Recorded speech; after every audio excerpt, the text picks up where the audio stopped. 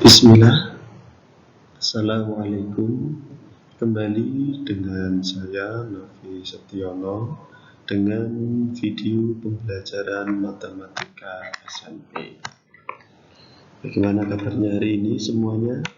Semoga dalam keadaan yang sehat, aman, senantiasa dijaga dan dalam perlindungan dari Allah Subhanahu wa taala. Seluruh peserta didik, para pembelajar, mudah-mudahan tetap dalam kondisi nyaman walaupun saat ini kita masih dalam suasana belajar jarak jauh. Semoga kesabaran kita menumbuhkan datangnya pertolongan dari Allah Subhanahu wa taala.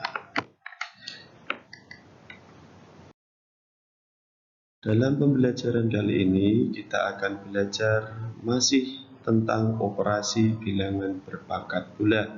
Yang khusus saat ini kita akan belajar mengenai operasi bilangan berpangkat, yaitu tentang pembagian. Bagaimana tentang operasi pembagian bilangan berpangkat ini? Setelah kemarin kita belajar tentang operasi perkalian, mari kita laksanakan dan kita lanjut. Operasi pembagian pada bilangan berpangkat. Sebelumnya masih ingat bukan tentang materi pelajaran yang terdahulu tentang konsep bilangan berpangkat, bahwa jika ada A pangkat N, maka artinya adalah A kali A kali A kali A sebanyak N kali. Juga dalam pelajaran yang terdahulu di kelas 7 atau di SD masih ingat bukan bahwasanya jika ada sebuah bilangan pecahan, misalkan 6/8, kemudian kalau kita ingin mencari bentuk pecahan lain yang senilai, kita bisa membaginya dengan bilangan yang sama antara pembilang dan penyebut. Dalam hal ini contohnya kita bagi dengan bilangan yang dua antara pembilang dan penyebut. Sehingga 6/8 sama nilainya dengan 3/4. Nah, sekarang kita mulai. Perhatikan paparan berikut ini.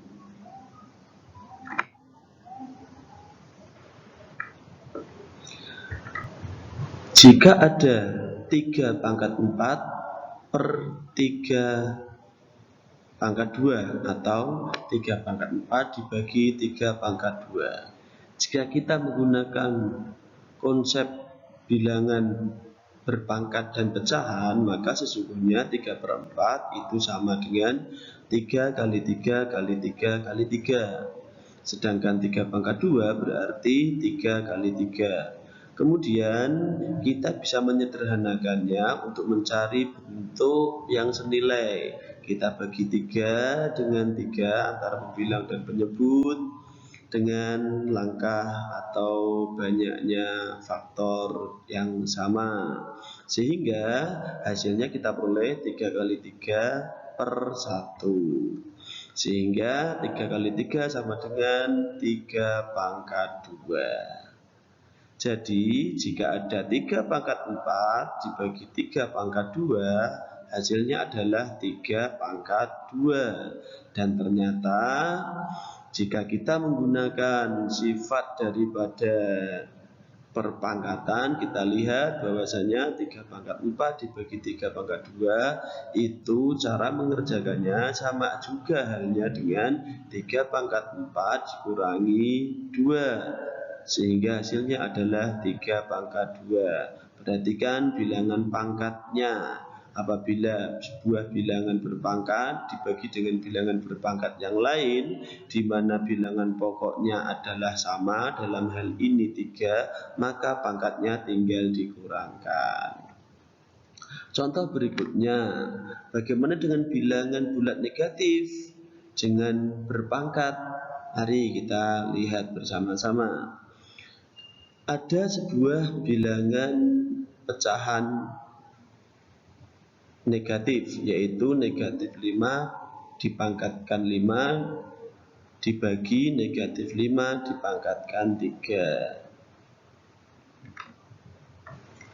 Kalau kita lakukan dengan cara yang sama, kita sederhanakan dengan cara membagi antara pembilang dan penyebut dengan bilangan yang sama, maka akan diperoleh bahwasanya negatif 5 pangkat 5 dan negatif 3 pangkat 3 itu hasilnya adalah negatif 5 dipangkatkan 2. Jadi jika ada bilangan negatif 5 dipangkatkan 5 per negatif 5 dipangkatkan 3, hasilnya adalah negatif 5 pangkat 2. Dan ternyata cara yang berlaku untuk langkah pertama atau soal pertama pun juga bisa diberlakukan pada bilangan negatif. Dari dua contoh tersebut, maka bisa kita ambil kesimpulan bentuk umum bahwasanya jika ada A pangkat M dibagi A pangkat N, maka sama dengan A pangkat M dikurang N. Perhatikan bilangan pokoknya sama, yaitu sama-sama dengan A. Tentu saja syaratnya adalah jika A tidak sama dengan 0. Kemudian berikutnya, perhatikan kasus yang ketiga. Jika ada 2 pangkat 4 dibagi 2 pangkat 4. Untuk 2 pangkat 4 yang berarti perkalian 2 secara berulang sebanyak 4 kali dibagi dengan 2 pangkat 4, yaitu 2 perkalian 2 sebanyak 4 kali perulangan, kemudian kita sederhanakan, maka akan diperoleh 1/1 sama dengan 1. Sehingga bisa kita simpulkan bahwasanya jika dengan menggunakan sifat yang baru saja kita temukan, yaitu A pangkat M dibagi A pangkat N sama dengan A pangkat M dikurangi N, maka bentuk perpangkatan 2 pangkat 4 dibagi 2 pangkat 4 tentu saja hasilnya sama juga dengan bilangan 2 pangkat 0. Dan ternyata nilainya adalah 1. Jadi dapat kita simpulkan bahwa jika setiap ada bilangan bulat berpangkat 0, hasilnya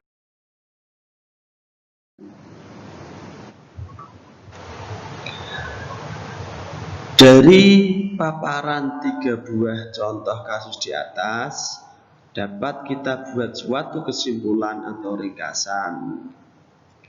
Digabungkan dengan pembahasan tentang operasi bilangan berpangkat tentang perkalian, kita dapat memperoleh sifat-sifat operasi bilangan berpangkat adalah sebagai berikut. Yang pertama, jika ada A pangkat N dikali A pangkat M, maka hasilnya sama dengan A pangkat N ditambah M. Sebagai contoh, misalkan 4 pangkat 2 dikali 4 pangkat 3, maka hasilnya sama dengan 4 pangkat 2 ditambah 3 sama dengan 4 pangkat 5. Sifat yang kedua, jika ada bilangan A pangkat M dipangkatkan N, memperoleh hasil adalah A pangkat M kali N.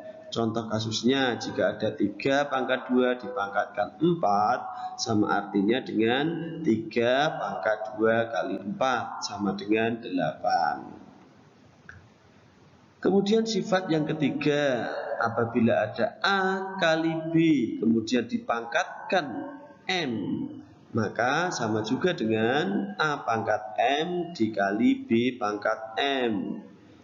Contohnya, jika ada 2 kali 5 kemudian dipangkatkan 3, maka sama artinya dengan 2 pangkat 3 dikali 5 pangkat 3. Kita lanjutkan sifat berikutnya, yaitu sifat yang keempat. Jika ada A pangkat M dibagi A pangkat N, maka sama artinya dengan A pangkat M dikurang N. Kalau kita misalkan ada 7 pangkat 5 dibagi 7 pangkat 3, itu artinya adalah 7 pangkat 5 dikurang 3 sama dengan 7 pangkat 2. Sifat yang kelima yang baru saja kita pelajari, jika ada A pangkat 0 maka nilainya sama dengan 1. Contohnya ada 2 ini, negatif 2 pangkat 0 sama dengan 1, 3 pangkat 0 sama dengan 1. Jadi nilai A bilangan bulat positif maupun bilangan bulat negatif jika dipangkatkan 0 hasilnya adalah 1. Syarat ini berlaku jika A tidak sama dengan 0. Bagaimana para pelajar sekalian? Bisa dipahami bukan? Demikianlah video pembelajaran ini, semoga mudah dipahami dan bermanfaat. Jangan lupa senantiasa belajar, luangkan waktu untuk terus belajar dan belajar. Gunakan setiap media yang engkau punyai, baik melalui tayangan di internet, lewat buku ataupun media yang lainnya. Semakin Anda belajar, semakin Anda bertambah wawasan. Terima kasih atas perhatiannya telah menyaksikan tayangan video pembelajaran ini. Semoga bermanfaat, semoga bisa menambah pemahaman para peserta didik semuanya. Selamat bertemu kembali dalam tayangan berikutnya dan wassalamualaikum warahmatullahi wabarakatuh.